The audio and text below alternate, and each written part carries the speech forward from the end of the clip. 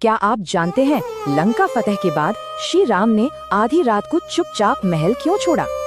ये एक ऐसा रहस्य था जिसे माता सीता और लक्ष्मण से भी छुपाया गया। स्वयं यमराज कांप उठे थे। मर्यादा पुरुषोत्तम राम, जिन्हें पूरी दुनिया पूजती है, उस रात सरयू किनारे अकेले खड़े होकर फूट फूट कर क्यों रो रहे थे?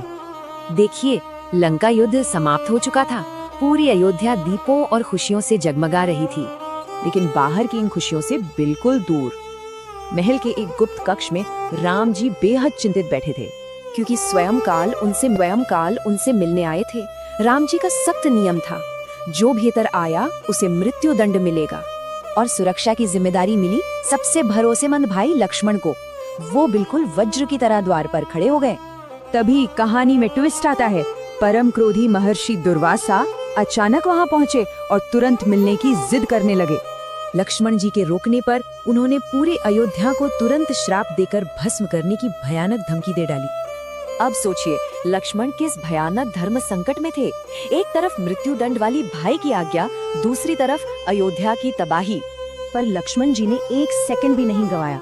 उन्होंने तय किया, प्राण भले चले जाएं, पर अयोध्या बचनी चाहिए। बस अयोध्या को बचाने वो सीधे कक्ष के भीतर चले गए, और हाँ, उन्हें देखते ही काल अदृश्य हो गए।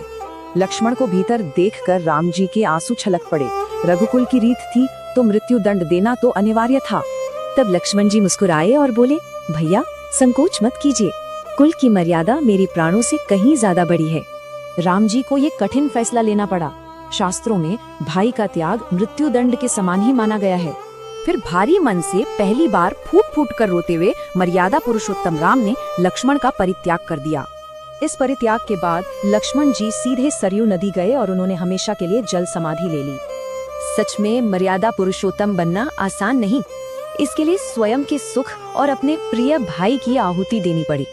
राम जी ने दुनिया को राजधर्म सिखाया, तो क्या राजा के कर्तव्य के आगे व्यक्तिगत प्रेम हमेशा हार जाता है?